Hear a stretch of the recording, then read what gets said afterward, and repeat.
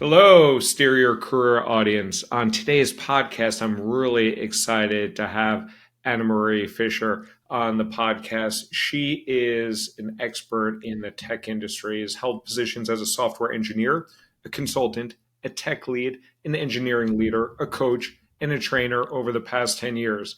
I was fortunate enough to meet her on LinkedIn through a message that I sent, and maybe we'll go into that of like how I approached her and the power of networking in terms of building and developing your career. We'll talk about that today. But without further ado, I'd love to introduce Anemari and tell us a little bit more about yourself, please. Thank you, Alan, for the nice introduction. A lot of things thrown in there. So first, thank you for the invitation. It's a pleasure to talk to you today. So a couple of things about me that you didn't mention already. I started my career as a software engineer, but somewhere along quickly in my career, I realized I was way more interested in the part that was not coding in the role. And that means like the way we make decisions, how we can make things faster as a team, how we can deliver faster. And so that kind of made me realize very early in my career that I wanted to go towards a leadership position. And so I started working towards that. So there is a journey, there is a path, but having that clarity helped me get there in, let's say, focused way and in an efficient way, what I would call. And yeah, there are some secrets that I would be happy to share with you today that helped me along the way. And today I'm doing a lot of different things, but one of the main things that I'm focusing on is training tech leads. So I work with tech leads in helping them building high performing teams by developing their people skills. Yeah, I think that sums it up. Awesome. And talk a little bit about your career progression. So you started off as a SWE, right? Like a software developer, a software Yeah. engineer, moved up to team lead. Talk about your career progression and how you start, like why these softer skills or like EQ was personally engaging to you and led you down this path. Yeah, so I mean, I had what you would call like a straightforward path through software engineering. I started early in school studying computer science. I got my degree, my bachelor degree in computer science.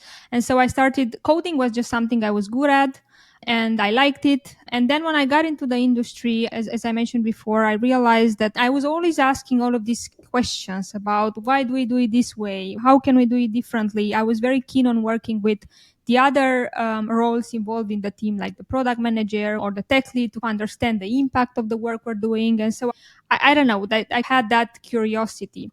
And so I asked my manager to become a tech lead. And at that point, they told me like I'm too young to be thinking about that. And so what I did, I found a company, an international company, ThoughtWorks, and I moved countries. I came to Spain 8 years ago to join them because they gave me the opportunity to grow into a tech lead role. So they basically created a growth plan for me that I followed for a couple of years into getting into that role. And so when I got into the role, because you asked me about the emotional intelligence part. So when I got into the role, I realized very quickly that it was not about tech as much as it was about people. And in order to have the impact that I wanted to have for me and for my team, I had to develop that side.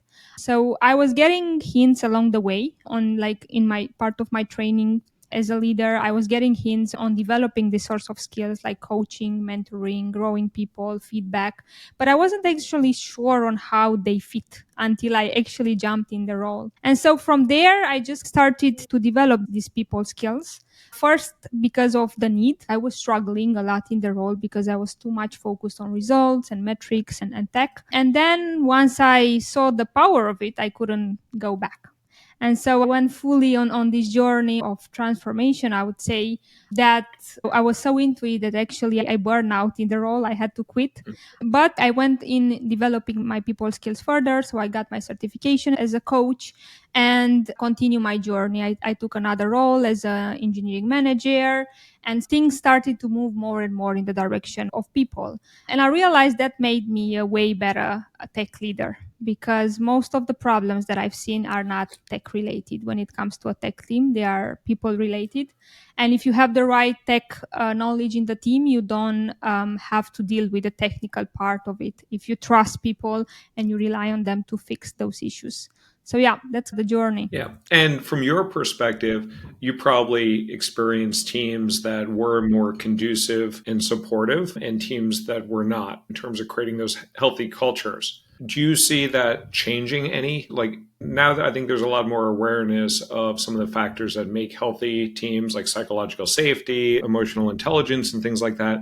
Now that there's this awareness, do you think that things have changed, or has that awareness actually improved the likelihood that you as an engineer will land on a healthy team that is conducive to your growth and development? I definitely think the chances are higher of you ending up in a more mature team that has more openness towards this collaboration and working together and focusing more on the people side of the engineering team. So I definitely think that the awareness helped and there is more awareness, but I think we're not there yet. And I think we still have a long way to go into understanding. And I think there's still a lot of tech people out there struggling because of this toxic environment or people not really embracing kind of this side and not allowing other people to develop these skills because they don't see the benefit in them. There's mostly fear that's happening there. Like people are very afraid of being vulnerable, of getting out of their comfort zone. And so to come back to your question, I think definitely things have improved over the years, but still I've seen a lot of teams struggling even in these days. Like the problems, even with all of this tech developing very fast, that the people problems, you would find them still in the day to day. And I think you do a lot of your work with tech leads and managers, engineering managers that want to build a better culture for their teams. Is that true? Or, yeah. Yeah. So there's a big selection bias of people that reach out to you because they're aware and they want to change. So there's lots of Yeah. people that are assholes that I've worked with over my career, you've worked with over your career, and they probably are not even seeking out support or think that they even need to improve. So for people like we can't even talk to those people. They're not going to listen to this podcast. But for those many individuals that are impacted by that toxicity and the lack of a leader that cares, what advice and guidance do you give to folks there? And I know you talk often about people having more control over their career than they think, but I'd love to hear your perspective on that. Yes, I think it comes back to having patience with yourself. I think if you have that base, what you mentioned, you admit that you are struggling and you want to do better for yourself, for your team. That's the first thing. And it's hard to get there. Like you said, a lot of people don't acknowledge or they don't want to admit that they're struggling. But once you're past that first step, it's about embracing the process and being kind to yourself in the process because it's not easy. Growing these people skills of improving as a leader, as a human, is a continuous process, right? And it can get easily overwhelming. So one of the things that I tell people when we start out is that every little step forward, it's progress. And it's very important for them to understand that and track that progress in order to be able to move forward. Because you never get to a point where you can say, okay, that's it. I've developed, I've grown, I'm better now, I can deal with anything. Yeah, I think it's about bringing one thing that I make them aware is this is a continuous process, and that is very important for them to admit and acknowledge the progress they're making in order to keep going. And every little change they make in their behavior is going to have a huge, like a butterfly effect in everything they're doing. That's the beauty and the pain with developing these skills. Yeah, as an individual, as they're trying to take control, you also talk about are there things that people can affect in their current environment, especially if they are being impacted by these toxic cultures that are not conducive to healthy cultures? Or should they try to fight from within, try to look externally? What do you advise people that are dealing with the same sort of stuff that you've seen in your career, I've seen in my career, and that everyone has to deal with in some time or another? So, first of all, I think it's very important to tackle on the point what you said about advice. So, before I'm really trying in the work that I do with people, mostly in coaching, to not tell people what to do and not advise them in what a direction to go.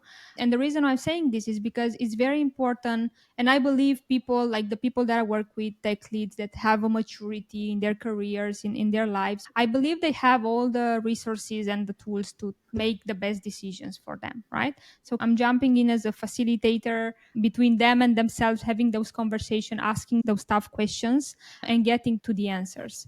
But coming back to your question, and how does this fit with your question, is that when it comes to someone being in a toxic environment and deciding where they want to go next, what they want to try to fix, and if they want to get out, it's very important to understand, first listen to where people are. There is a point of just getting things out in the process where you have to go through all of the things that you're experiencing, and then understanding on how these affect you and if you actually want to change, because maybe you have some restrictions when it comes to, you cannot just get out. It's simple to say, yeah, just change, but people have dependencies, they have like their personal life, and a lot of time I've seen some of my clients just saying, yeah, I can live with this. I think that's part of the process, and just making peace with the fact that's a very big step forward, saying I know this is hurting me in this way, but I'm also not willing at this point to deal with the consequences of leaving. And so I think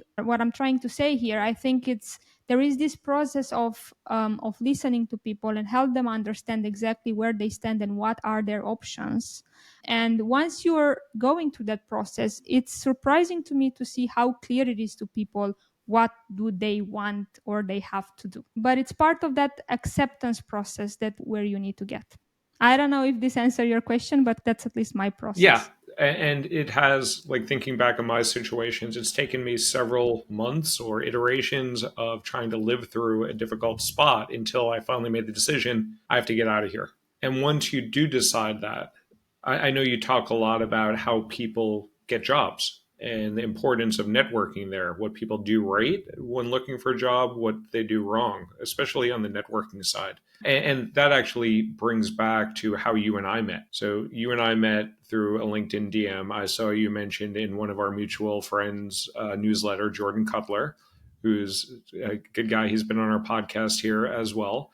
And then I reached out, and then you responded, and then we started chatting. And now we've had a couple of conversations, and you're here on the pod, which is great. So that's an effective form of relationship building and networking. And it's not so dissimilar to how people get jobs, but love to hear your take on networking. So if someone is in a situation where they're ready to get out because for whatever reason, it might be money or it might be a toxic culture or whatever, what should people do? What works most effectively to find something better? So I think you should, at least in the day to day, you should always be prepared to leave your current job, regardless of how good it feels, right? If it's one thing that we've been taught in this past year or years, is that nothing is fully stable, regardless of how big the company is, regardless of how what they tell you, regardless of how the numbers look like. I think things, at least in tech, in the industry where I am, things move very fast.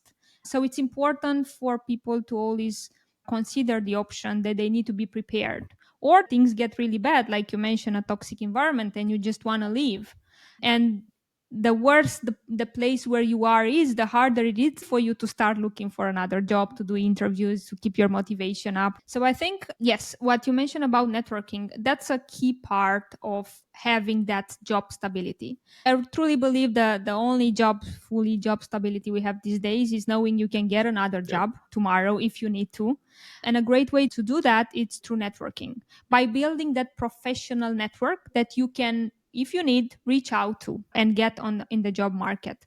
And so there are different ways you can do that. First, where I would advise people to start, it's in their current jobs. So I think it's, besides just going outside of your current circle, your day-to-day circle, outside of your team, talk with other teams, talk with other managers, like just expand your horizon a bit. Try to take a project that impacts multiple teams, just getting out, go to an event, interact, like just don't just stay in your little circle and interact with other people. So that's a great way to start, because people move. If it's one thing that I've seen in more than 10 years of experience, is that people move a lot, and you'd be surprised where you're going to find people, right? So it's, that's a simple way to start, because it's like in a hand, you don't have to get too much out of your comfort zone. Second is this, as you mentioned, this type of relationship that we build, that I've also built with other people on LinkedIn. LinkedIn is a great way to build these professional networks. It does require effort, right? Like I have to say, and probably you know this more than me, but it does require a lot of effort to build this relationship. I think it's just important to show up with the genuine intention of helping and honesty to your audience, to the people that you're talking with. And then there are other ways. When I started building my network, I definitely, like the advices I'm giving today, it took me a while to understand how can I use them. Like I used a lot of different things. For example, the most efficient for me has been communities. Like I'm part of a lot of different types of communities. Like for me, it's you woman in tech, but it's about finding your groups and those finding the one that are more active and like going to their events, participating and following up with people, doing these donut Slack things that they do, and just starting from there. And then the next level, it's actually tracking people you're talking to. Like I have actually have you on a list, like the things we've talked about, our common interests and things like that. I think this is the next level into building that professional network. And whenever you need them, you might be surprised how willing people are to help. I think this is something that until you've reached out and you've tried, you cannot really understand the value of people would be willing to help. Not everyone, but you only need one. So Yeah. Yeah. My father in law always says that you don't get what you don't ask for. And the worst that someone can do is say no. The second worst thing is they don't answer you. But more often than not, they're going to say yes. And you won't even remember the other two times. Actually, you remember the no's. They rarely say no. They usually just don't even respond. I think saying no takes effort. Yeah. Like I appreciate people that actually reply and say, look, I cannot help you with this. I think that puts you in a better position that you just not hear anything. I actually have an issue with this. I don't know if it's an issue or not, but whenever I get a DM, I respond to them all. And I have that issue. sometimes I have folks in my team that help me with it, but we have a policy like to respond to them all. So you mentioned this But list that you have people on and you like jot yeah, down information, maybe like a scouting report or some information. I'd love to hear a little bit about, you don't have to talk about me on your list, but what categories do you track and how do you leverage this to maintain your relationships? I honestly believe people would say if you care about people, you would remember them. The way I like to see it is that I care about them enough to put enough effort to be aware of what's happening, like personal things, like things that would help me in the future, reach out to them. Like, for example, I don't know, you told me last time about a vacation. Like, next time I will reach out, I will use that and saying, hey, how was that? Those little things are the one that make the magic in between people relationship. And as much as we want to say, it doesn't work for us, they do work. We appreciate that extra effort. So for me, building this list or tracking people, it's extra effort that I put in because I care. And so I use these little details, things like, as you asked me, for me it's about what's important, right? I track things like personal things, like things that they are interested in that you mentioned, hobbies, whatever. Then there are things that we have in common on the professional side, like we both care about careers, we both care about helping people get jobs. And then there are things that we can collaborate on. For example, there is this podcast. I have people with which I can write article together. We also done a LinkedIn post together, right? Like these are things based on the fact that you're also active on LinkedIn. So these are the things that I track. And it's not easy, right, to remember everyone if they have everything. And this helps me to just look at this list and just reach out to someone and say, hey, I remember we talked about that you also care about feedback. I'm writing this article. Would you like to give me some of your thoughts on it? Like I reach out to you for the LinkedIn post. And so these are the little details that helps me to build that relationship. And so I reach out to someone. It's funny. I have to say this before I forget. Like someone told me at some point, I don't remember who, but it stick with me and I use it to this day. They say that the best way to build a relationship with someone is by asking them for a favor. And it works. Funny enough, right? Like you imagine that you have to do something for someone before you ask for their help, but it's about small things, right? It's not about getting directly, but you build it up. It's okay, we can do this thing. Okay, let's do a podcast. Let's write something together. I'm also happy to help you if you need anything. And it builds these contact points. And that's how you build a long lasting professional relationship, right? Here we're talking about a professional relationship. I did get some friends from this kind of random conversation, I have to say, people that I met on a regular basis, and we talk about way more things than just professional things. But yeah, it's about these little contact points that you build. And That's another column in my chart, which is contact points. When did we talk about what and what we worked on? It builds this gradual relationship building process, let's say. But I'm sure you have some tips on this also. So we'd love to hear from your side. Yeah. So I wish I would be as diligent with it. I do try to take notes of unique things about individuals, about a kid or a pet or a vacation or something like that. Although, honestly, I've probably been getting a little bit worse because I have so many meetings and it's not like I'm intending to forget them, but I have meetings like probably 8 meetings a day on average, times 5 days a week. So I'm having all these conversations. And now with the power of AI, I usually allow that to summarize it. And sometimes I will give it specific prompts. I like to use Anthropic's Claude. And I might give some specific prompts of summarize this conversation, the next steps, the dates, what I need to do, and any interesting trivial facts that came up out of the conversation. Then I will jot that down. And before, I haven't been as good about before having the conversation of refreshing and looking at that, but one day I will do that. But I think having those commonalities are really great. Like the commonality that you and I were both associated with Jordan Cutler, who frankly I didn't really know until the last 6 months or a year ago anyway. And I met him on LinkedIn. I had a good conversation with him. He seems like a good guy. He's like you and him get along. So then it's more likely that you and I will get along. And it's that power of connection, whether it's social, whether it's business partnerships, or whether it's finding a job. The whole intent is to find that commonality that can open the door to just have a conversation. It's like instead of just saying, hey, do you come here often? If you try to hit on someone at the bar, at least if you do something a little bit more customized, it's still an opening conversation. And then I think people are just naturally social beings for the most part. I totally agree with you. I think those little details that do make the difference. For example, a secret that I have is that the easier people to talk to at an event are the speakers. Everybody's afraid to reach out to the Huh. speakers, but you already have a common thing.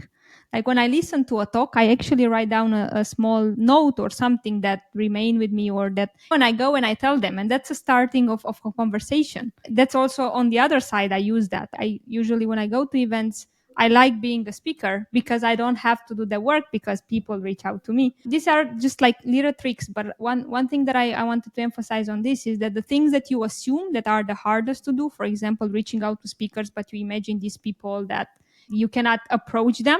Actually, they are the ones that are most afraid on interacting. You'd be surprised, and they would be more than happy to talk to you if you do this little effort. And it's going to give you already have that connection point with them. You don't need to work on something else. Yeah, I think people's willingness to interact and to respond is not necessarily a function of how famous they are or how big of a name they are. I've gotten some responses back from people with very big followings, and you just get surprised. Like when I was a kid, I used to write away to baseball players and ask for an autograph. And most of the time, like I'd send a baseball card, I'd write a note to them and say, hey, Mr. Schmidt, like Mike Schmidt, I'm a big fan of you and the Phillies, even though I'm not a Philly fan. And I'd love to get this card signed by you.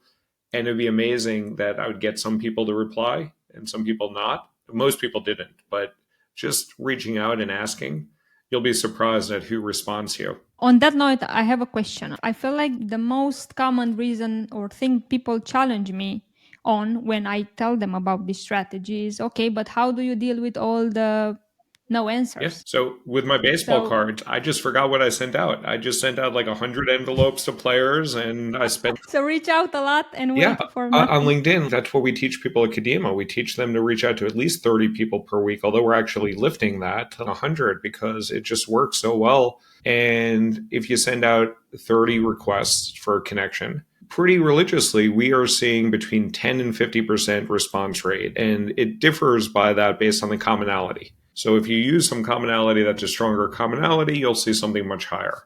And you don't need to personalize it all that much. You could just say, hey, I see that you are from Romania. You're from Romania originally, right? Yeah. Yeah. So if I was from Romania, that would probably be like an uncommonality, like especially if we're like Romanians in tech or Romanians, whatever. But if you use some sort of thing that's more of an uncommon commonality, you'll get a higher response rate. And the way I teach people to deal with a lot of, you're not going to get the rejection.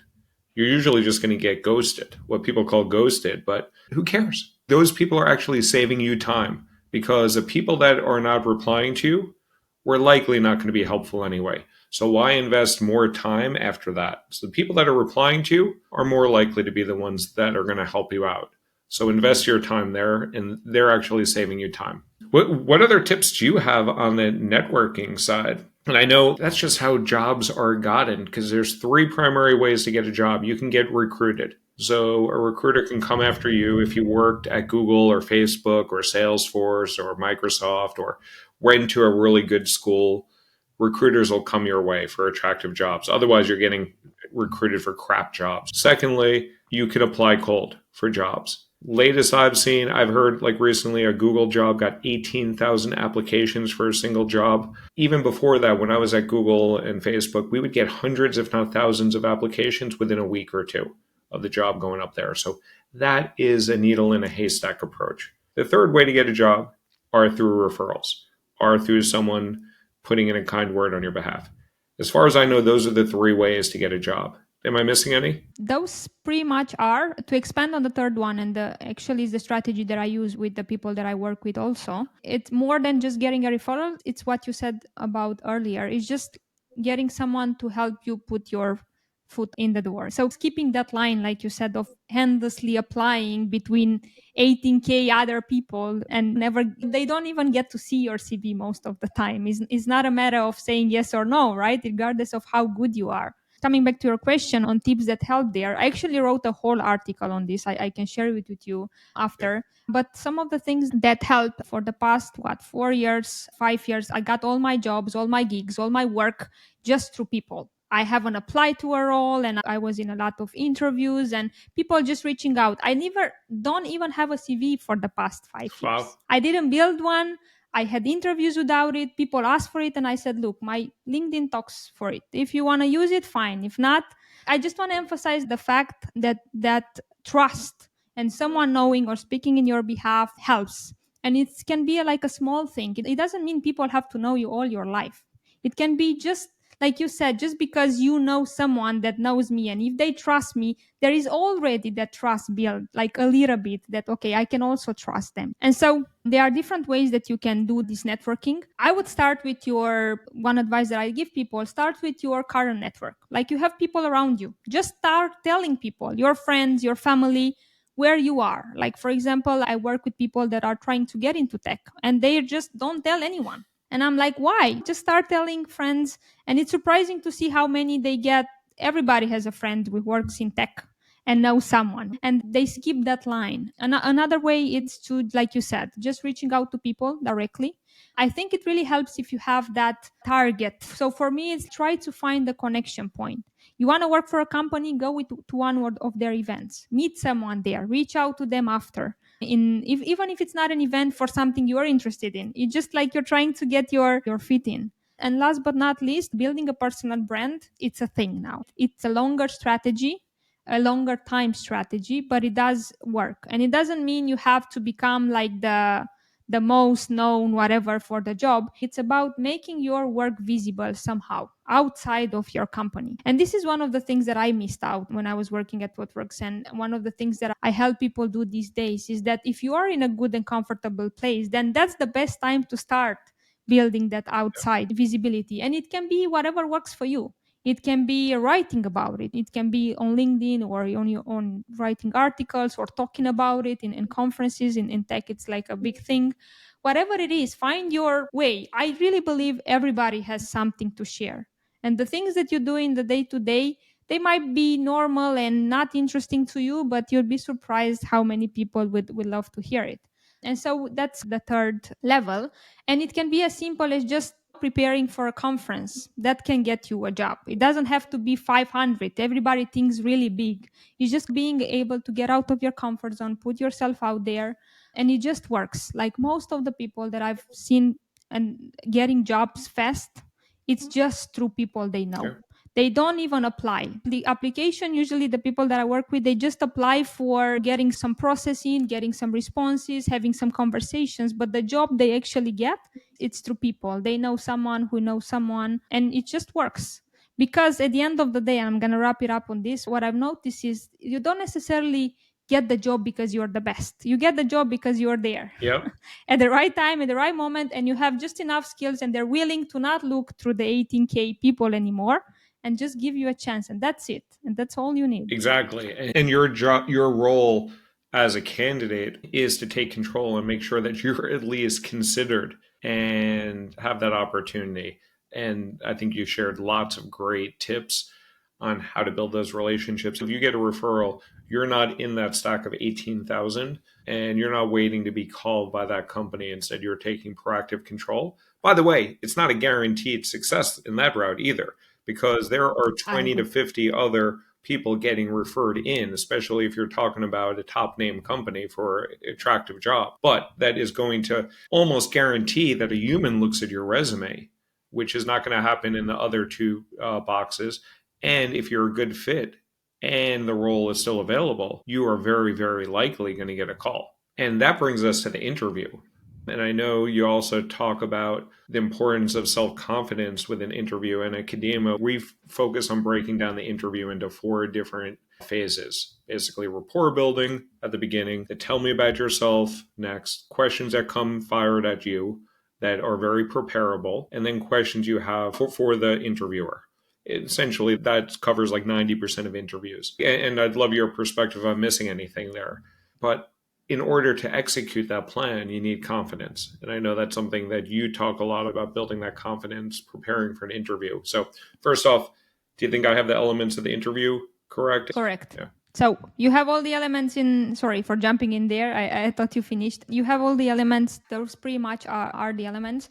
Also, I agree with you. I on the fact that 90% of the interview can be prepared up front. And the more you do them, the more prepared you can get, because you can prepare all of these extra questions that you don't have. So I totally agree with you there. And how to build the confidence for the interview. Building self-confidence, it's a continuous process, but there are some things that you can do in, let's say, quick, short way in order to boost your confidence before jumping in the interview process or just before an interview. And one simple thing to do is building your CV. And what do I mean by that? Not just writing it down, but actually doing that extra effort of writing a good CV.